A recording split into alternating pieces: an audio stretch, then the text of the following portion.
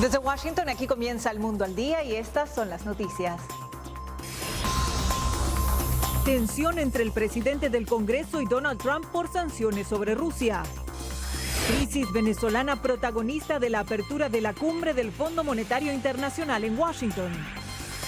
California restringe facultades de la Guardia Nacional. Informe de La Voz de América desde la frontera. Asamblea Nacional Venezolana discute apertura de juicio contra Nicolás Maduro. Y una fórmula para producir jugosas hamburguesas saludables también para el medio ambiente. Desde los estudios de La Voz de América en Washington, este es El Mundo al Día. Mientras el gobierno estadounidense analiza la imposición de nuevas sanciones sobre Rusia, crecen los cuestionamientos a gobiernos de Francia y Reino Unido por su alianza con la Casa Blanca para lanzar el ataque con misiles a blancos específicos del régimen sirio.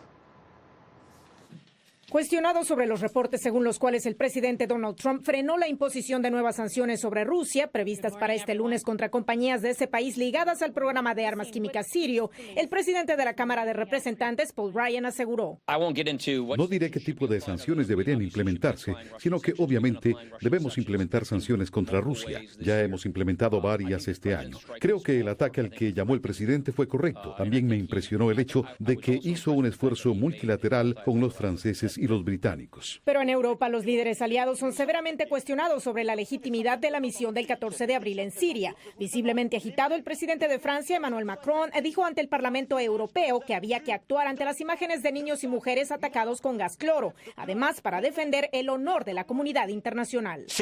Estos ataques no resolverán nada, pero pondrán fin a un sistema al que nos hemos acostumbrado y que muestra que, de alguna forma, que el lado que hace lo correcto se ha debilitado y no quiere hacer eso. Así que continuaremos el esencial trabajo diplomático en el Consejo de Seguridad para construir el marco para combatir y prohibir las armas químicas. En Londres, decenas de políticos y activistas se manifestaron contra la primera ministra británica, Theresa May, y le exigieron evitar volver a involucrarse militarmente en Siria. No considero que ayudará a Siria el tener más bombas que maten a más gente y no creo que debemos hacer lo que Trump dice. La televisión estatal siria, por su lado, informó que los investigadores de la Organización para la Prohibición de Armas Químicas finalmente entraron a Duma para investigar lo sucedido el 7 de abril. Su misión cobra especial relevancia luego de que el canciller ruso, Sergei Lavrov, negara que sus fuerzas en Siria hayan alterado evidencia de algo que a su juicio fue inventado. El evento nunca ocurrió. Lo que ocurrió fue un teatro inventado. No involucró ninguna arma química. El Pentágono también ofreció una conferencia de prensa este martes. ¿Qué indicaron sobre la situación en Siria? Le preguntamos a Verónica Valderas Iglesias. Bueno, el Pentágono subrayó que la misión de la coalición estadounidense, tanto en Siria como en Irak, no ha cambiado y es derrotar al autodenominado grupo terrorista Estado Islámico. De hecho, bueno, pues el Pentágono y las fuerzas especiales ahí en Siria se encargan de entrenar, de asesorar y de equipar a las fuerzas locales que son sus aliadas, y uno de los funcionarios del Pentágono que es encargado de la misión, Ryan Dillon, indicó que precisamente estas fuerzas han avanzado, las fuerzas democráticas sirias han avanzado en el norte y el este del país, pero aún ISIS continúa con fuerza en dos zonas en específico, Belén, y esto es cerca del río Éufrates y también cerca de la frontera con Irak. Verónica, muchas gracias. Y mientras crece la tensión mundial por el conflicto sirio, la población civil de ese país sigue siendo la más afectada por los niveles de violencia registrados en 7 años de guerra. Capítulo aparte ocupa la crisis económica que enfrenta Venezuela. Así quedó claro en la apertura de la cumbre de primavera del Fondo Monetario Internacional y del Banco Mundial que tiene lugar en la capital estadounidense. Le preguntamos a Jorge Agobián, quien siguió la apertura de la cita anual, qué revelaron las proyecciones de ambas instituciones para la economía estadounidense y las latinoamericanas en contraste justamente con la situación de Venezuela. ¿Qué tal, Belén? El Fondo Monetario Internacional ha previsto que las economías avanzadas sigan creciendo, al menos en los próximos 2 años. En cuanto a las economías de países en vías de desarrollo, también se proyecta que se afiancen más. En el caso de América Latina hay datos alentadores. Brasil y Argentina, las principales economías de Sudamérica, han vuelto a la senda del crecimiento, y en el mismo rumbo va Colombia, Chile y Perú. Hay excepciones en Latinoamérica, como es el caso de Venezuela, que según los datos es el único país con índices negativos en la región y con un panorama desalentador. El Fondo Monetario Internacional inició este martes su ciclo de encuentros de primavera en Washington con un mensaje alentador para la economía mundial. Hace 3 meses actualizamos nuestro pronóstico de crecimiento global para este año y el siguiente con un 3,9% en ambos años. Ese pronóstico nace de la continuación de un sólido desempeño en la zona del euro, en Japón, en China y en los Estados Unidos, todos los cuales están por encima de las expectativas del año pasado. Sin embargo, en el informe 2018 advierten que la agudización de lo que consideran políticas aislacionistas podrían trastornar el comercio internacional y hacen alusión específicamente a las intenciones de Estados Unidos y China de imponer aranceles, lo que según el organismo amenaza con causar daños a la actividad comercial. En América Latina y el Caribe el diagnóstico es positivo, con un crecimiento estimado del 2,6% en 2018, excluyendo un caso excepcional en la región, Venezuela. Los datos posicionan a este país como el único en la región con índices negativos. Tal es el caso de la proyección del Producto Interno Bruto, que muestra la contracción de la economía del país. En cuanto a los precios al consumidor, el país suramericano presenta cifras incomparables con las proyecciones de toda la región. Ni siquiera Argentina, que según el FMI proyecta la cifra más alta, podría acercarse a semejantes números. Aunque en el país petrolero el gobierno del presidente Nicolás Maduro defiende su política económica y culpa a Estados Unidos de bloquear a Venezuela, el economista Ricardo Hausmann enumera una serie de causas que, según él, llevaron al país a la que describe como una catástrofe. Las importaciones no petroleras el año pasado, que habían estado por encima de los 60.000 millones de dólares, el año pasado no llegaron a 6.000 millones de dólares, cayeron en un 90%. Y por eso en el país no hay materia prima, no hay insumos intermedios, no hay repuestos, no hay medicina, no hay para comprar nueva maquinaria, y entonces el aparato productivo colapsó. Jorge Agobián, Voz de América, Washington. Jorge, muchas gracias. Y aunque algunas veces las proyecciones no son exactas, es evidente por la magnitud de la cifra en el caso de Venezuela que será difícil revertir la situación.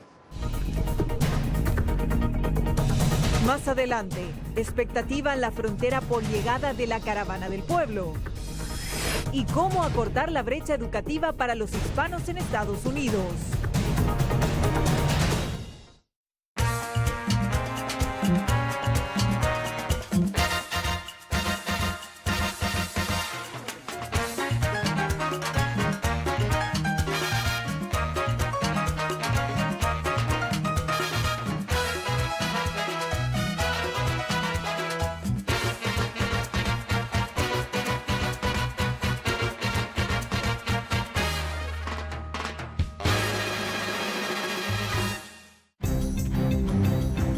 Somos la Voz de América.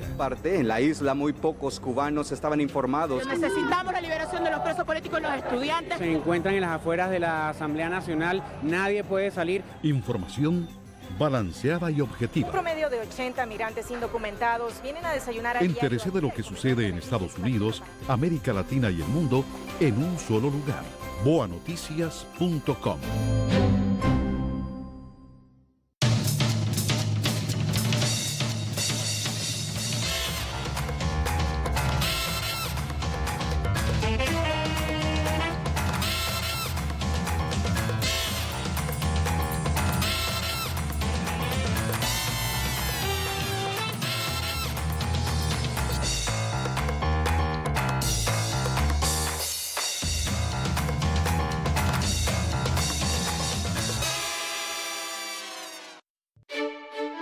Somos la Voz de América. La población hispana está dividida en cuanto a la regularización de la marihuana se refiere. Que de cada 5 personas, una es latina o tiene raíces hispanas. Ser parte de la historia de cómo se hace esta sucesión de poder en Estados Unidos. Información balanceada y objetiva. Que los derechos de esta comunidad serán reivindicados. Entérese de lo que sucede en Estados Unidos, América Latina y el mundo en un solo lugar. boanoticias.com. A punto de que la Caravana del Pueblo llegue a la frontera sur estadounidense, el gobierno de California se enfrenta nuevamente a la administración Trump, esta vez por las restricciones que quiere imponer el gobernador Jerry Brown a las facultades de la Guardia Nacional en su estado. Sobre las implicaciones de esta situación hablamos con Arturo Martínez, quien se encuentra en la localidad fronteriza de Calexico. Muy buenas tardes, Belén. Mientras alrededor de 900 agentes de la Guardia Nacional han sido ya desplegados en la frontera sur de Estados Unidos con México, en particular en el estado de Nuevo México, en el estado de Arizona y en el estado de Texas. En el estado de California no ha sido así todavía, puesto que el gobernador de California, Jerry Brown, que la semana pasada se comprometió a enviar hasta 400 agentes de la Guardia Nacional, está limitando las funciones de estos agentes que, según él, se limitarán a apoyar a las patrullas fronterizas, pero no llevarán a cabo labores de detención de inmigrantes, sino que están allí para ayudar en la erradicación del crimen transnacional por drogas, del tráfico de armas y del tráfico de seres humanos. Así pues, están todavía dialogando con el Departamento de Seguridad Interna sobre las funciones de esta Guardia Nacional, mientras la caravana de centroamericanos está llegando ya a la frontera de México con Estados Unidos, donde pretenden pedir asilo político. Una de las ciudades a las que estarán llegando es la ciudad de Mexicali, que se puede ver aquí al otro lado de este muro. Yo me encuentro exactamente en California, en el punto fronterizo entre California y México, entre la ciudad de Mexicali, donde podemos ver allí los coches que están intentando entrar en California, y la ciudad de Calexico, que es donde yo me encuentro ahora mismo. Estoy pisando este terreno de la ciudad de Calexico, desde donde estoy informando para La Voz de América. Soy Arturo Martínez. Según el Departamento de Educación estadounidense, la histórica brecha educativa que enfrentan los hispanos con respecto a otros grupos étnicos se está cerrando. Las estadísticas de los últimos 6 años así lo corroboran. Los latinos en Estados Unidos son casi el 18% de la población con una edad media de 28 años. A pesar de la magnitud de estas cifras, existe una brecha en el acceso a la educación universitaria y en la permanencia de los hispanos en las aulas con respecto a otros grupos étnicos del país. Muchos de ellos son estudiantes de primera generación o intentan ser la primera generación de su familia en ir a la universidad. A menudo son muchos que tienen bajos ingresos y las familias luchan para ayudar que ellos puedan ingresar a la universidad. No obstante este diagnóstico, las más recientes estadísticas del Departamento de Educación muestran que esa tendencia está cambiando y la brecha se está reduciendo. Según los datos oficiales, solo el 22% de los adultos latinos en Estados Unidos consiguieron un título universitario en los últimos años. Sin embargo, el número de los latinos que se matricularon o se graduaron entre el 2010 y el 2016 nunca ha sido tan alto como ahora. Los estudiantes tienen ese sueño, ¿no? de estudiar, de hacer una carrera, pero muchos están balanceando. Sus padres necesitan que trabajen, que ayuden el hermanito más pequeño. Ya entonces va balanceando, estudiando, trabajando, las oportunidades no son igual. De hecho, mientras las matrículas en la universidad de los otros grupos étnicos bajó en los últimos 6 años, las de los hispanos creció del 25%. Igualmente ocurrió con los títulos conseguidos, un significativo aumento del 52%. Sin embargo, son necesarios más esfuerzos para reducir la brecha, empezando con la edad que todos pueden estudiar sin exclusiones. Sabemos que todos ustedes pueden tener éxito. Sabemos que todos ustedes tienen la misma base de talento y sabemos que todos ustedes, si trabajan duro, tendrán éxito. Un cambio, según los expertos, que se podrá obtener con más programas, más fondos y más ayudas que permitan a muchos latinos de trabajar y estudiar para realizar sus sueños. Jacopo Luzzi, Voz de América, Washington. 5 procesos electorales tendrán lugar en las próximas semanas en países latinoamericanos. El populismo es uno de los fenómenos comunes que todos ellos enfrentan y el caso de Venezuela representa la mayor amenaza a la democracia. La estabilidad de la región pareciera sostenerse este año en la voluntad electoral de pueblos que deben votar por un nuevo presidente. Para el asesor de campañas políticas internacionales Carlos Souto, uno de los principales desafíos está enfocado en Brasil y México con fuertes amenazas populistas. Si en Brasil pierde el populismo, se va a debilitar muchísimo en la región. México, que siempre fue un país que a pesar de sus profundísimos problemas sociales, nunca cayó todavía en un asunto populista después de este gobierno priista que la verdad no ha sido para nada positivo.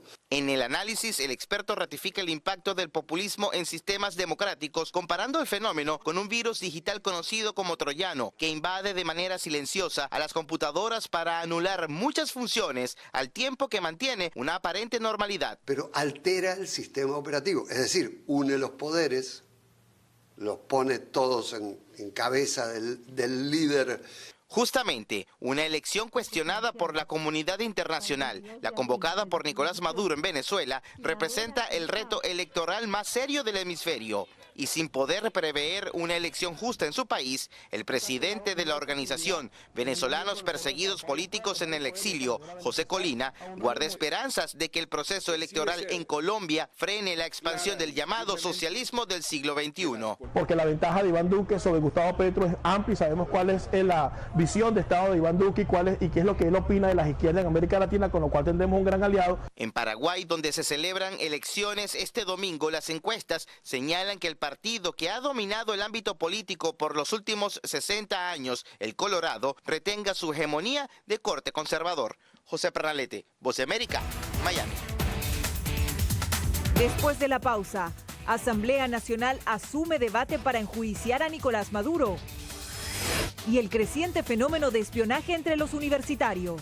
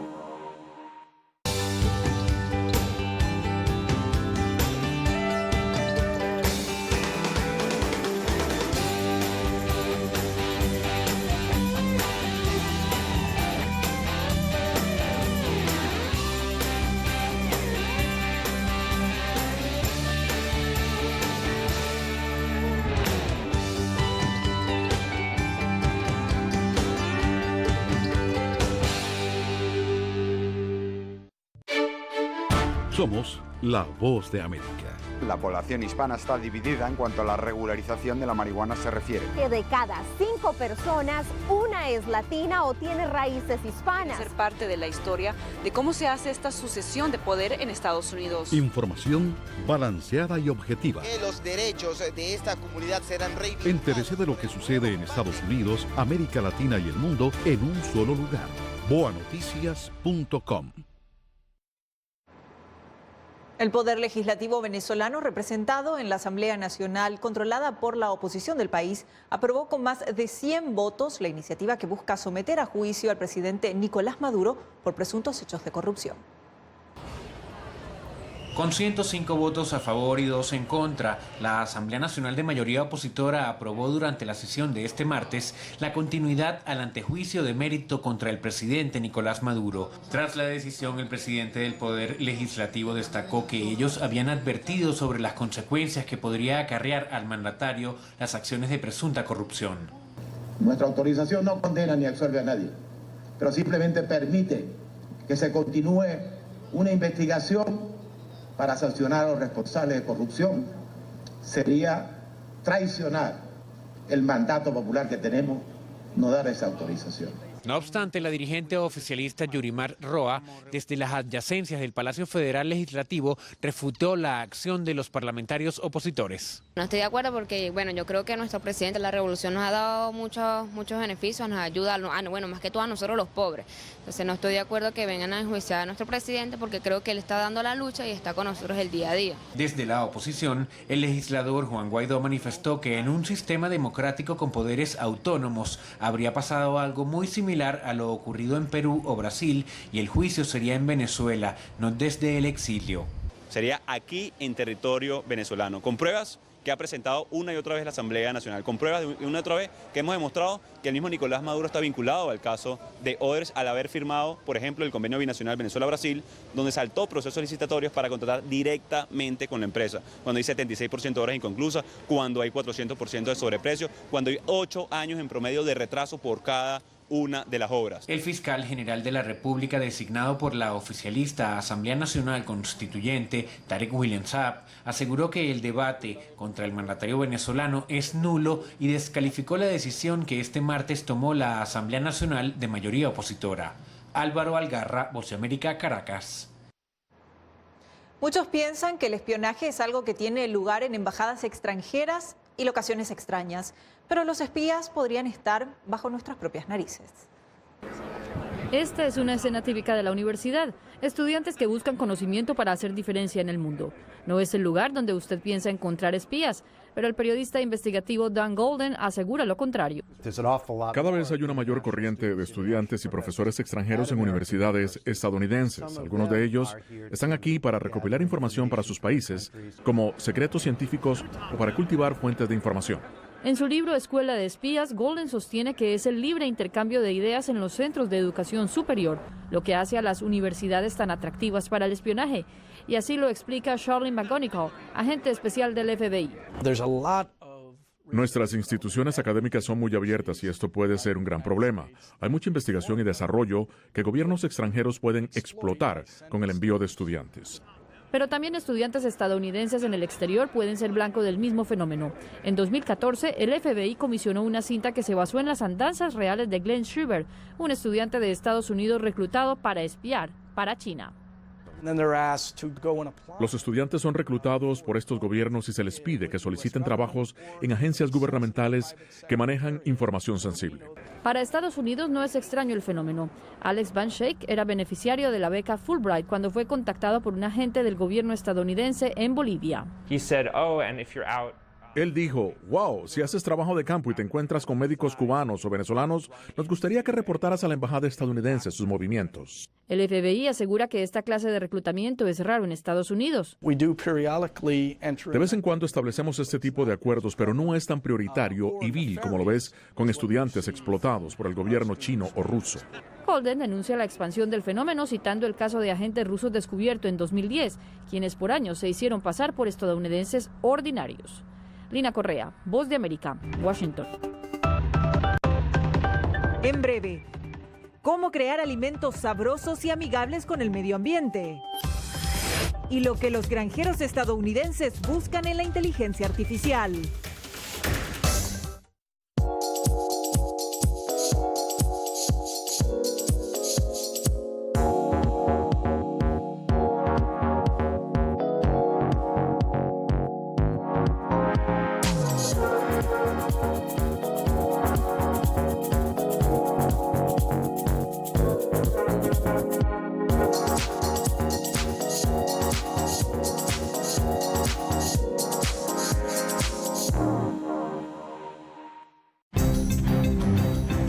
Somos la Voz de América. En la isla muy pocos cubanos estaban informados. Necesitamos la liberación de los presos políticos y los estudiantes. Se encuentran en las afueras de la Asamblea Nacional, nadie puede salir. Información balanceada y objetiva. Un promedio de 80 migrantes indocumentados vienen a desayunar. Entérese de lo que sucede en Estados Unidos, América Latina y el mundo en un solo lugar. boanoticias.com.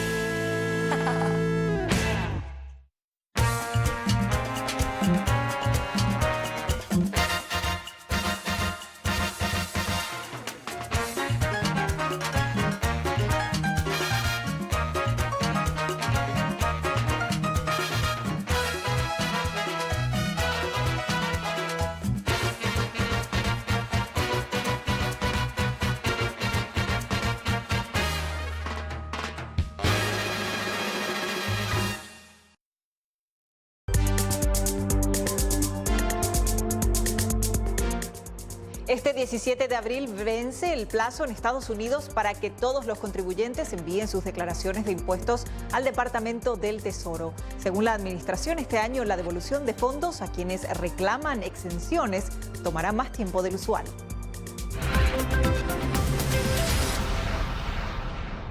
A punto de llegar a los 100.000 millones de seres humanos en el planeta, los expertos buscan la forma de alimentar al mundo sin dañarlo. El reto es encontrar alimentos deliciosos y al mismo tiempo amigables con el medio ambiente.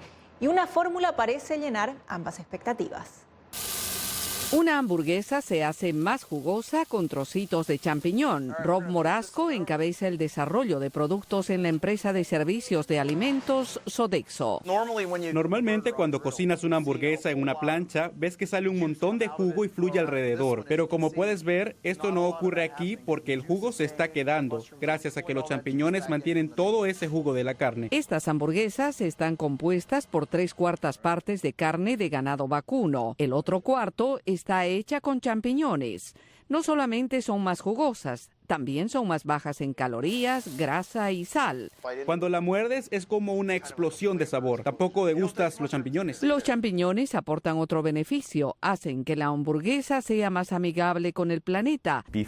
La carne de res es el alimento que consume más recursos entre lo que comúnmente comemos. Representa aproximadamente la mitad del uso de la tierra y las emisiones de gases de efecto invernadero asociadas con la dieta estadounidense. Los estadounidenses comen 10.000 millones de hamburguesas cada año. Si todas ellas se mezclaran con champiñones, el ahorro de gases de efecto invernadero equivaldría a sacar 2 millones de autos de la carretera. Unas 400 cafeterías escolares, universidades y hospitales están preparando la carne de res mezclada de Sodexo, dice Morasco. Y Sonic Drive-In es la primera cadena de comida rápida importante en vender hamburguesas mezcladas. Yoconda Tapia, Voz de América. Y a propósito de ganado vacuno, granjeros en el sur de Estados Unidos están modernizando su producción para adecuarla al siglo XXI. Ellos ya cuentan con herramientas tecnológicas como la inteligencia artificial. Para el ojo inexperto, estas son simplemente unas vacas pastando, pero observe de cerca, lo que pende de sus cuellos no son campanas. Puedo saber si la vaca está pastando, rumiando, si está caminando, tomando agua, si está recostada o de pie. Estos granjeros están usando una nueva tecnología en sus vacas denominada Asistente para Granjas Lecheras o AIRA, por sus siglas en inglés. Se trata de un dispositivo que los ayuda a identificar si el animal está enfermo, es poco productivo o está listo para la cría. El dispositivo creado por Connectera utiliza la plataforma de Google para enviar datos a una red que reconoce patrones. Para nosotros es emocionante porque nunca pensé que se utilizaría en la industria láctea, pero afortunadamente personas como Connectera fueron capaces de utilizar el código abierto como marco de aprendizaje. No obstante los beneficios del uso de este tipo de aplicaciones en el celular o de las cámaras en el granero, algunos creen que la tecnología es un asistente y no reemplazará a los granjeros. Puede ayudar con algunas tareas, pero no creo que pueda reemplazar a los seres humanos. De todas formas, los granjeros aseguran que la tecnología contribuye a un trabajo más eficiente, así como mantenerlos sintonizados con los animales que alimentan al país y a sus familias.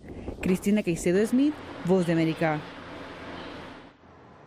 El emblemático zoológico de Washington, la capital estadounidense, está de parabienes. Celebra el nacimiento de un pequeño gorila cuyo nombre significa Junior. A continuación veremos algunas imágenes de este nuevo habitante que trae esperanzas a los movimientos conservacionistas en el mundo, quienes han visto decaer dramáticamente el número de especímenes de esta especie en los últimos años. Les informó Belén Mora.